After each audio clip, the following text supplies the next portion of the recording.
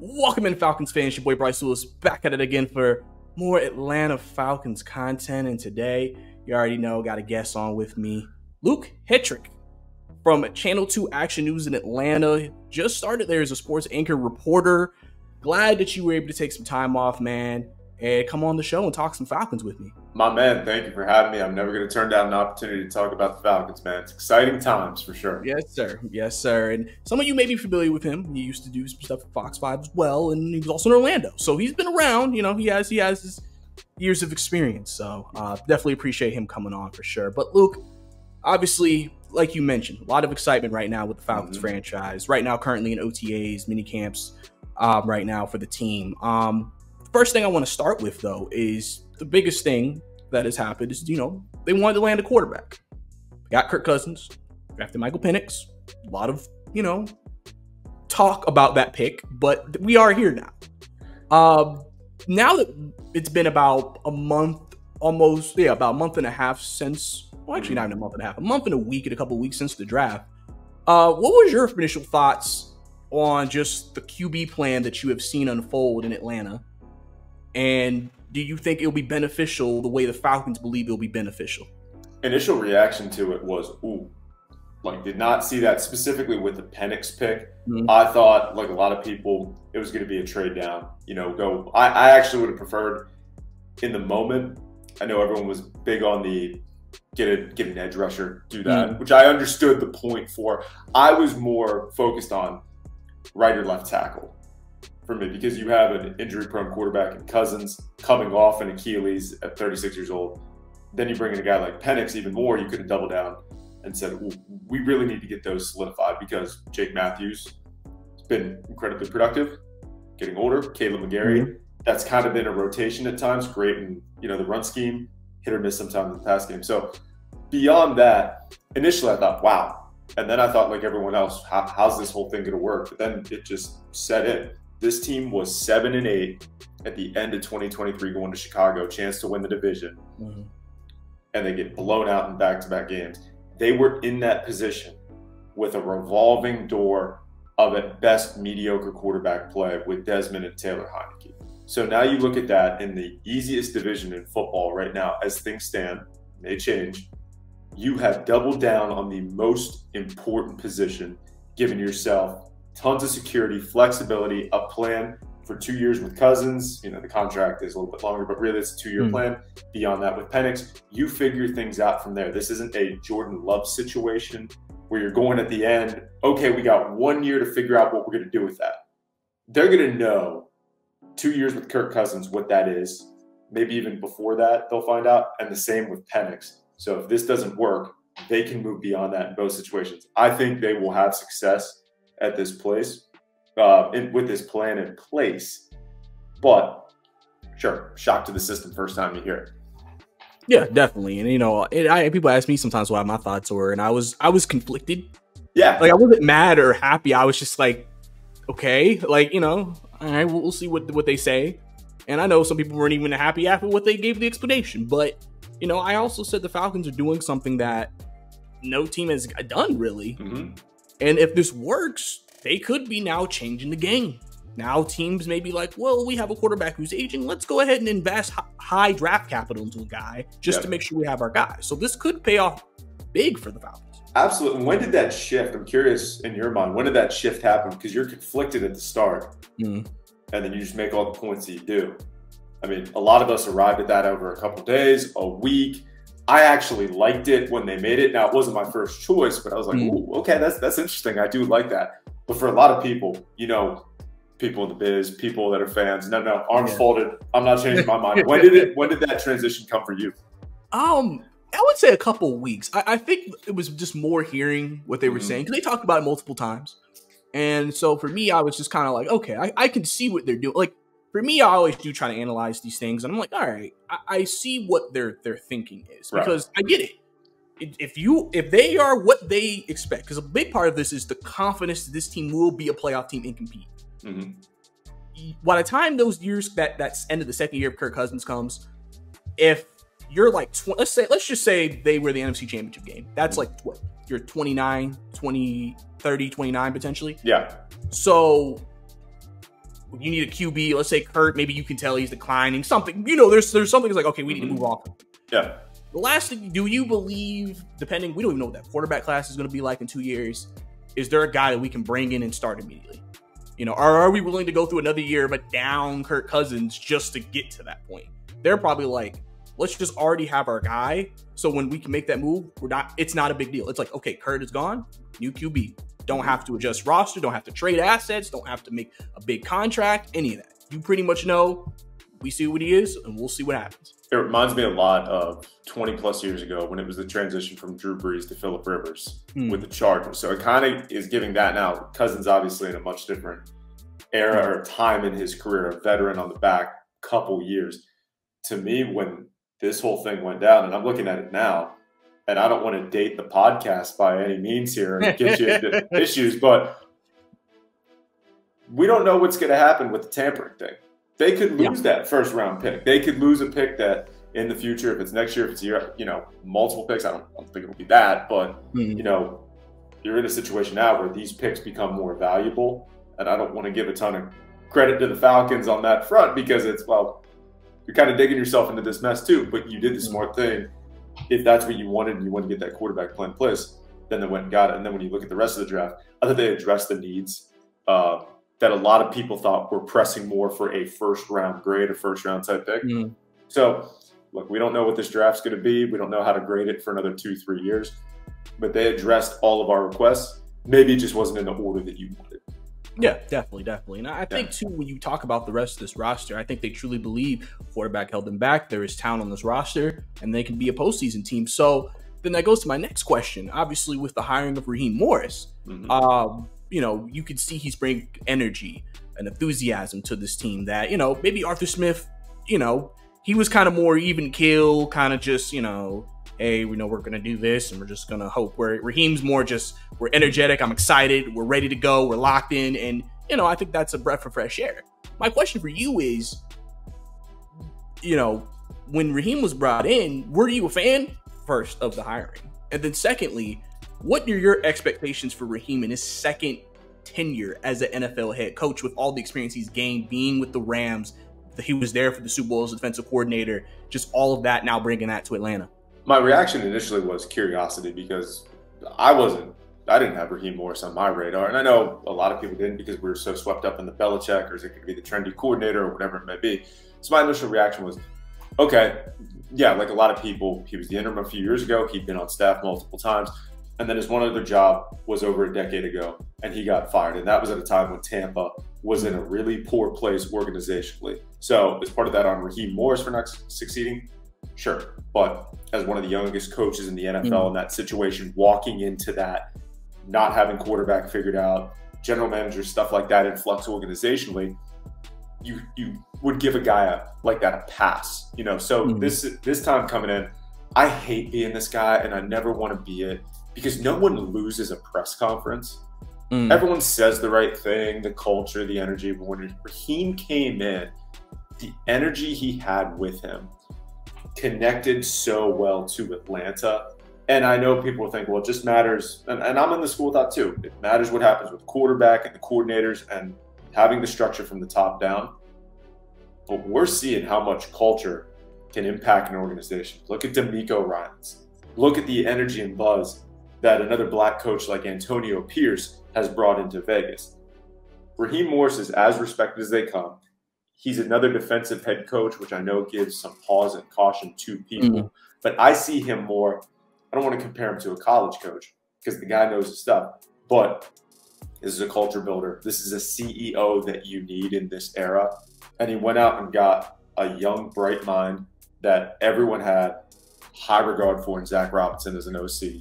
He goes and gets a veteran perennial Pro Bowler in Kirk Cousins. So from that sense, he's done everything that he's needed to do. You win the offseason, that's fine. They aren't, it's not a noisy offseason in terms of dramatic headlines and everything. More of it is just the personnel that they brought in, the process of bringing it in. But Raheem Morris, to me, I think he has brought it. I think he's done everything that he's needed to do so far. But a lot of coaches do that when we're in the OTA, the fun part where everyone's smiling and happy. it's going to be different when we get in, past that bye week, which I believe is week 11. So we'll have, maybe the same feeling, maybe a much different one. Who knows? But he's built for this. Yeah, definitely. And I'm excited just for him to get his chance to, kind of, like I said, show us what he's learned. He hired, I think a lot of people really like this staff that he's put together. And, him and Terry seem to be connected, about what they want to do with this team and the vision they have moving forward, which is obviously one of the core principles that you need to run an NFL team and an NFL franchise. So that's going to be big there. So now with that, though, now it comes down, like I said, to the players as well. There's a couple of guys who people are excited about: Kyle Pitts, Drake London, Bijan. People think they're finally going to maybe reach that ceiling that we all had for them under this offense, because we have to figure out Arthur Smith was a run the ball, play action guy. Zach Robinson, is it going to still be heavy run? Is it going to be more passing, especially now that you have Kirk? You seem like you have some big play guys, Rondale Moore, Darnell Mooney. What is your vision for this offense as of now, and just in terms of maybe them probably taking some things they did with LA and then doing it here in Atlanta? It's fascinating because I thought with Arthur Smith, the way games were called last year, the personnel that they had, that was about what you would expect it to be. It was just very poor quarterback play. So they have transition, but I think you have to, anytime you have a coordinator, you have to mold everything to your quarterback play. So yeah, Zach Robinson in LA, as a passing coordinator, we're spreading it out. We have Kyron Williams, who's a very effective running back in between the tackles, but we got two of the best receivers in the game. The personnel here is a little bit different. What I would look at is this team last year was so, I don't want to say dominant, but very dependent on that outside stretch zone run with Bijan, who made it very clear yesterday that he is a running back first, that he is going to be a run-first guy in this offense, and then kind of do everything else. What I noticed that was really interesting is when you look at Kirk Cousins' stats from 2022, he led the NFL in play-action pass attempts. And I believe off the play-action, he was still top 4, top 5.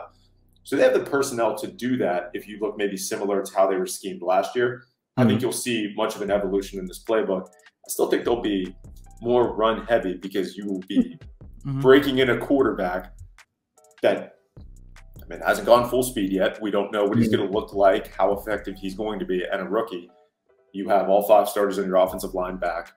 You have 2 really good running backs. And this offense over time will evolve. I expect for them to probably start slow in terms of win-losses. But I think once you get past that bye week, maybe even before that, around the Dallas, New Orleans time, they can start to pick up steam. But this is going to be a slow start for them offensively because they're going to try and figure things out. It's not going to be perfect. And the schedule certainly does not help in that regard. Yeah, definitely. I mean, they open up with a tough stretch: Eagles, Pittsburgh, Kansas City. That's not an easy 3-game stretch to start your season. So they're going to have to really, figure some things out very quickly. And sometimes, a lot of coaches sometimes use that first month as extended preseason to get themselves in the right place. Obviously, Bill Belichick was known for that with the Patriots in their hot payday. So yeah, I'm bringing up a topic that really nobody talks about, but I think is interesting.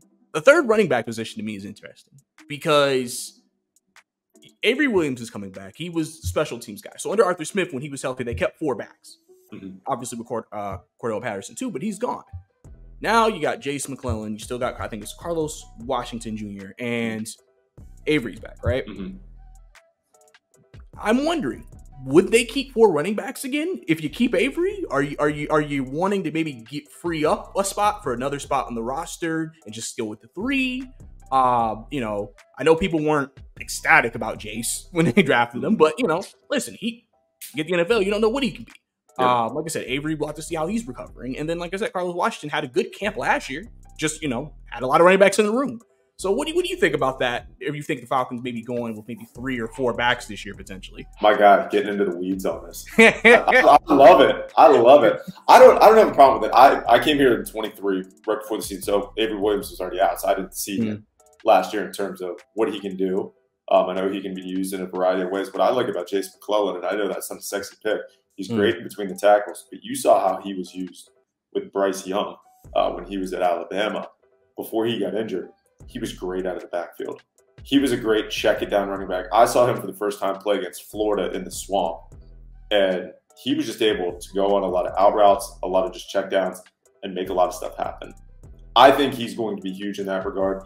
in case if anything were to happen to Bijan. Mm-hmm. If Bijan gets nicked up, we know what Tyler Algier can do, and I think surprised a lot of people in his pass game ability. Had the huge screen for a touchdown against Chicago, had another long catch and run against Tampa last year, but he's going to be more of the bowling ball. So I actually really like Jace McClellan in that regard, and then I think Avery Williams, you can use him in a variety of ways too. So I can see the potential for them keeping 4 running backs on this roster.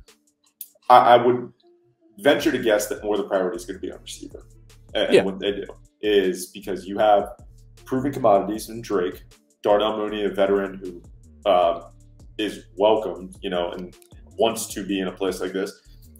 I really like the Rondale Moore move. I know that's probably a sexy pick because of, just flash highlights here and there. Kind of has that Tavon Austin feel to him. Now he's in a situation where he can be a little more consistent. But again, it's still unproven in a large quantity. So I don't know if they'll make another move like that. I was impressed yesterday of what I saw from Casey Washington in the 7-on-7. So yeah, there's a lot of opportunity here for other playmakers to step up. I think the 4th running back is an intriguing topic. I think it's something that they may do with Arthur Smith. I think that would have been the case. Right now, I'm not sure. But a lot's going to be decided. And as we know from last year, again, different regime, preseason performance, mattered more on the defensive side of the ball with DeMarco Hellams than it did offensively when you look at a guy like Godwin Igwebuike. So we'll see where the philosophies lie on this. But with a defensive head coach, I would tend to guess that maybe 3 running backs would be the route that they would go. Yeah, for sure. Especially because they also brought in some other special teams guys, Raymond McLeod, guy who could be used in that way. And so you don't know how that can dictate, how they view that. So now switching over to the defensive side of the ball, biggest need I think a lot of people felt like was pass rush, right? Just to find that dominant pass rusher. It seems like reports they tried, struck out on a few guys. What happens? You're bidding with other teams for a player, and you don't maybe want to break your bank and potentially keep you from making other moves. But in the draft, they was interesting. They drafted 3 defensive linemen, the Clemson defense tackle, Trice, and Dorless. 3 guys who Dorless and Trice also were like 1st and 3rd, I think, in pressures in college. Yeah. So I think you're right on that. Yeah. Okay. So and I think people are wondering about potentially what their impact could be. You got Grady coming back to go with what they already have up there. And you got, Ebiketie, who in limited snaps played well. Like people remember that season. He wasn't playing a lot to begin the first half of that year. And then when he played more, there was some effectiveness. So I think people are excited for him going into his 3rd year. And some people are hoping D'Angelo Malone, don't know what happened last year, maybe gets another shot too. Can you talk about that defensive line? Obviously, interior you think is probably the strength, but that the edges are the biggest question. But they did also have the most sacks they had in a few years last year as well. Yeah, you saw the uptick. I think last year with Brian Nielsen, he kind of stripped everything and really made it bare bones, really simplified what they were able to do. I've talked to a couple defensive players on this. And the scheme that they had, simple, effective, the task. That's where you saw a lot of man last year. A lot of times guys getting beat over the top because they played so much man with a limited pass rush. They could only hold up for so much. I think it happened, once to A.J. Terrell against Mike Evans. And then there was a couple. The Tennessee game was probably the biggest example of it, with Will Levis having 4, or 3 of his 4 touchdowns going over the top. That's a lot of it's on pass rush. I was a little surprised Bud Dupree did not get signed. I know a lot of people are like, whatever. 7.5 sacks last year as a guy that wanted to stay in Atlanta, ends up not staying. But, I look at Braylon Trice. It's 1st-round grade. And I will admit this now. In my head, I continue to get Trice and Dorless mixed up. So I know one's an end, one will play outside backer. So if I know they are highly regarded. But with Ebiketie, I get it. I do think the strength is interior. We're not talking about Zach Harrison enough. We're not talking about the emergence that he had. And that's not you, just in general. Not hearing enough people talk about his emergence last year. Had the 2.5 sack game against the Colts. Big sack against the Panthers. Really grew into his own down the stretch. Was part of that the Grady injury? Probably. But I think he takes a huge step forward. And I am excited for Ruth Arroyo. Just again, not knowing with Grady what that ends up being. What really intrigues me is there's added depth on that defensive line now that they addressed in the early couple rounds of the draft. Bringing back key players in Grady, Onyemata, Zach Harrison, That's there. Then you just go straight down the middle of that defense. The depth that's been added at linebacker now. Getting Troy Anderson back, Nate Landman was completely underrated last year in what he was able to do. From that injury on, there was a stretch from when Troy Anderson went down to Detroit to maybe like week 13 or 14. Landman was leading that team in tackles, and sideline to sideline, he was really effective. I don't know if we expected that from him, but that pairing with him and Caden Ellis was really strong. Now you add in J.D. Bertrand, you bring back Caden Ellis, you bring back a lot of that depth there. I'm really excited for that as they switch up, now going, to your traditional set, at linebacker. So I think down that middle defensively with Jesse Bates, there's a lot of consistency there. There's a lot for Jimmy Lake to work with. But again, and I don't think we've actually touched on this yet, the quarterbacks they're going to face this year. A lot better than what we saw last year. So it's going to be a huge test specifically early in those first 5-6 weeks for that defense. Yeah, for sure. And, it's one of those things where I think we obviously are going to see what Jimmy Lake comes up with. Obviously, I know a lot of people didn't want to lose Nielsen after what he did last year, but, it happens with the new coaching change and a new regime. So people are hopeful that Jimmy Lake can come in and continue that and build off what they had last year. And I think one thing, too, that I think could be a sneaky player pass rush wise is Caden Ellis, because people forget New Orleans, they used him a little bit more as a pass rusher. I think he had 6.5 sacks. So he may be also now added into that pass rushing window with the rest of the guys. And maybe they feel like with that and the depth they've acquired, they can still accumulate a good number of sacks, even without maybe that number one pass rusher. I think that's a really good point, because what was lacking last year at times, I think, with that Ryan Nielsen defense is not a lot of variety and exotic blitzes. There wasn't a lot of that. It was, because it was so much man, they didn't want to leave anyone on an island. So I think this year with Raheem, you saw what he was able to do after just a slew of injuries in LA last year, how exotic they were with their disguises, with their schemes. That's going to play really well, specifically, I think, with a lot more depth in key spots in this defense when you're talking about edge rusher, middle linebacker, whatever. So I would expect them, as the season goes on, to get more exotic with their schemes, to have more rotation in those key spots. So I'm really excited for it. Yeah, same. I'm excited for it too. I'm excited to see what the overall, just identity of this defense is going to be going into this season as well. Now, one position or one part of the defense that some people are worried about is secondary. Obviously, we know Jesse Bates and AJ Terrell are really good at their position, but people are worried about opposite Jesse, opposite AJ. In Jesse's situation, Richie Grant is the projected starter. I know he didn't have a great year. People are down on him. I said, if you looked at the way Pease used him, it was more zone, and people were like, oh, yeah, he's fine. And then they went more man, like you mentioned, and he struggled. Now, it'll be interesting to see what Raheem does with him. And then, obviously, the biggest thing about CB2 is just not having a guy that is like the guy. You're hoping a guy like Clark Phillips can step up into that role. So what are your thoughts on that?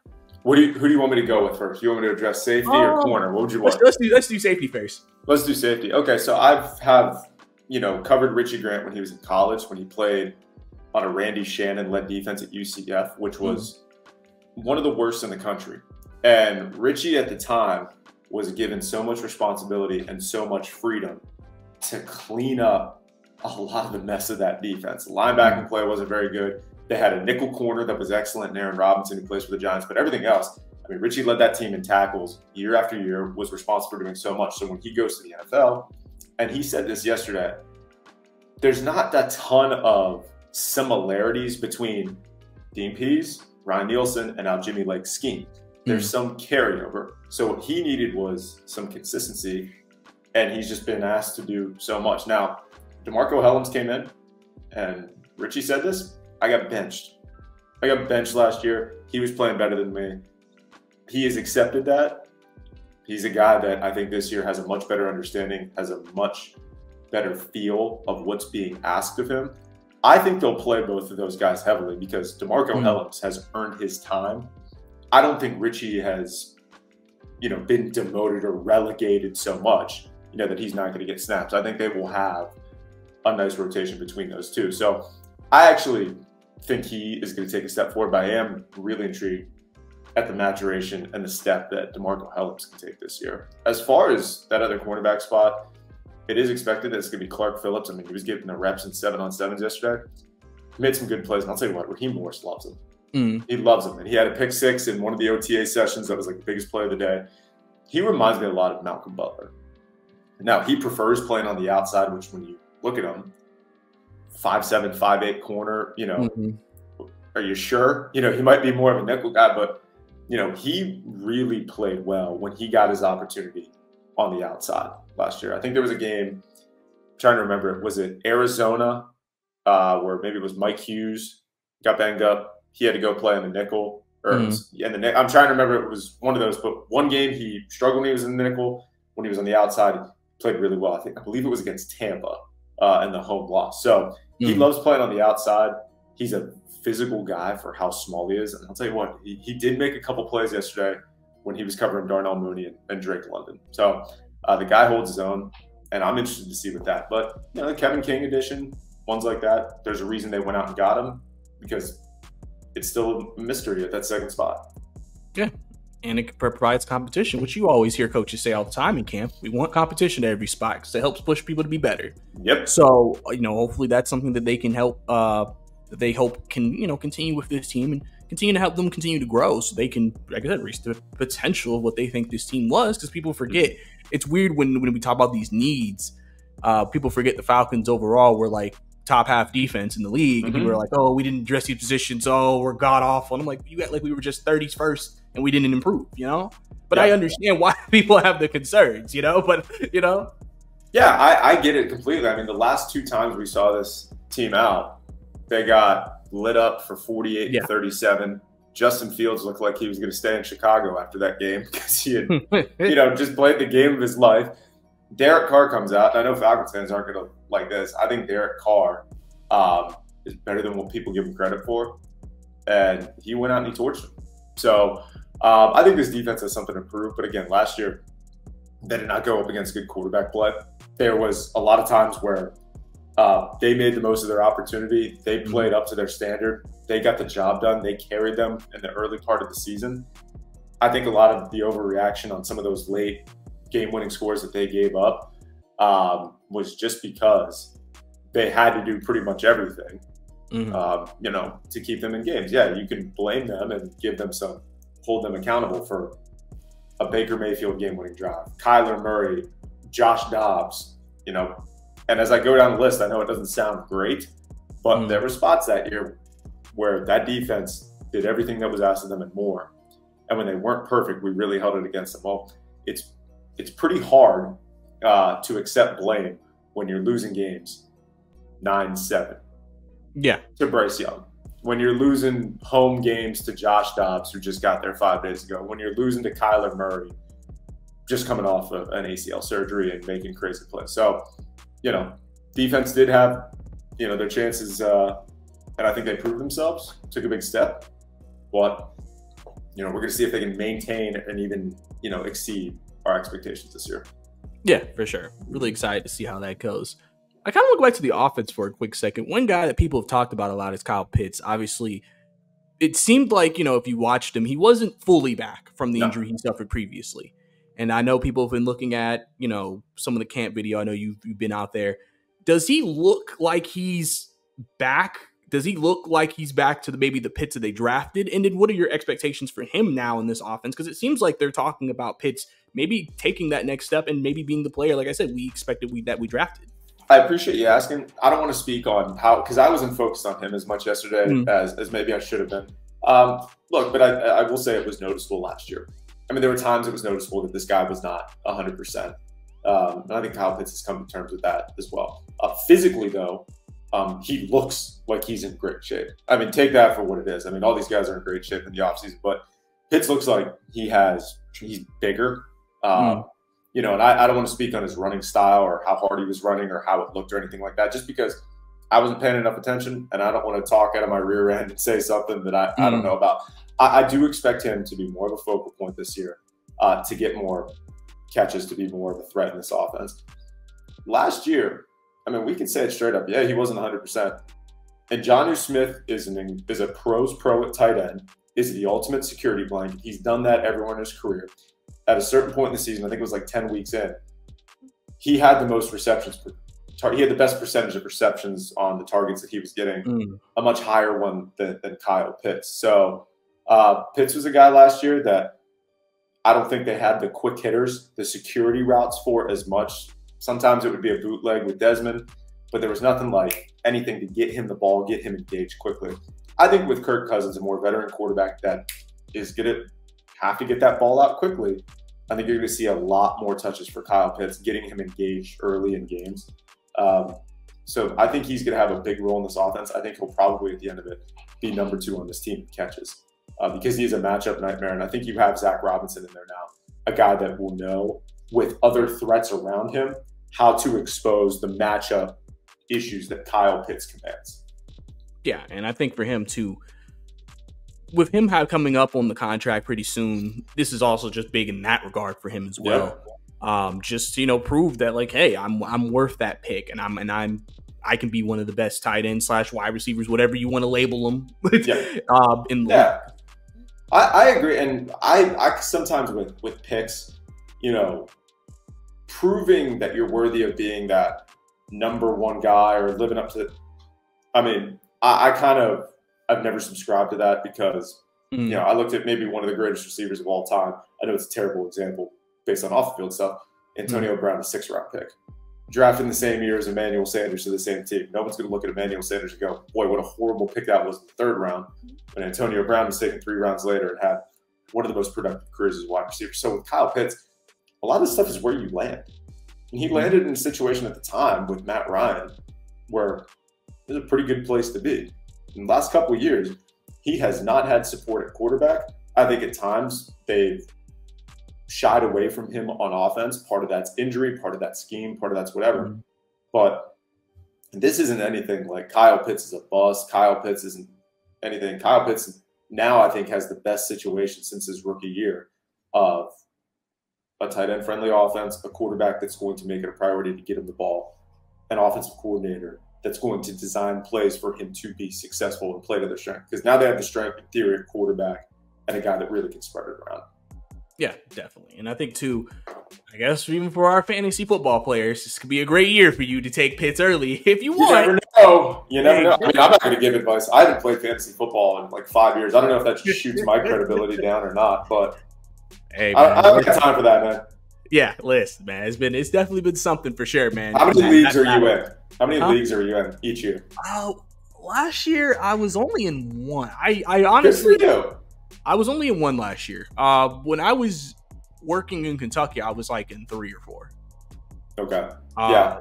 But last year I was just like, eh. Where were you at in Kentucky? Lexington? Yeah. Yeah, you got to be in 3 or 4 leagues past time in Lexington. Yeah, you know how that goes. As someone who was born in Louisville, someone from Louisville, get your L's up, okay? Little shade of Big Blue. Listen, if you were here last year at this time, man, we were having the Will Levis discussion when we were talking about quarterbacks during that draft. Well, now you got, getting off topic, you got the Brock Vandergrift discussion, I think, in the UK now. I'm hyped for Brock. I'm hyped for Brock Vandergrift. Hey, look, I'm a Penn State fan, and me watching Will Levis go have success when Penn State saw Sean Clifford was a little bit rough. So the Sean Clifford era, I remember that era. That was the time. Sean Clifford roller coaster, man. Hey, I mean, even now your quarterback situation is like, did we get the right guy? It's fun. It's fun to discuss. I mean, hey, college football playoff of Big 12 teams. Hey, Penn State might sneak in there, man. no one in this sport is going to benefit more from a 12-team playoff than Penn State. No one is. I mean, they're consistently 10, 8, 11. Can't beat Michigan and Ohio State. That's what they're going to end up in. Just right on that edge.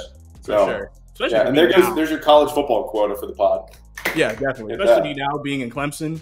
The hype here is crazy. Oh, yeah, Clemson, they're going to come out there. I'm like, are we sure? Like, I don't know if their quarterback's like, all right. Wait and see on August 31st. Yes, sir. Dabo recruiting video was fun. Hey, man, you know how they're building this program. I'm here with, what's your name? You saw that one? Did I see that one? I don't think I did. I Might don't have think to go back and watch it. I know. One of the comments I just know he makes is like about the portal, like, oh yeah, like high school's the transfer portal. Okay, Dabo. But yeah, man dances to his own beat. Yeah, for sure, man, for sure. Yep. But I appreciate you, Luke, man, coming on to the pod, man, talking some Falcons with me, man. Letting the people know where they can find you. Yeah, my man. Thank you for having me as always. First time. Hope it's the first of many. Really appreciate it. You can find me on Twitter at LHSportsTV, Instagram at Luke Hetrick, and I'll be on WSB throughout the football season. Got a lot of stuff coming up on Channel 2. So, hey, hit us up. Best sports team in Atlanta. We are excited about it. And what a time, man. What a time to be hopping on this Falcons train, Georgia football. It's going to be good. It's going to be good. Man. Hawks #1 pick. What do they do with it? I don't know, but it's a good time to be in Atlanta. Hey, that's a big topic of discussion, man. I've been on top of that one. I'm sure you have. I'm sure you have. So it's definitely been interesting, man. But like I said, I appreciate you. And you obviously guys know where y'all can find me on Twitter, Bricey_2K. All my social media.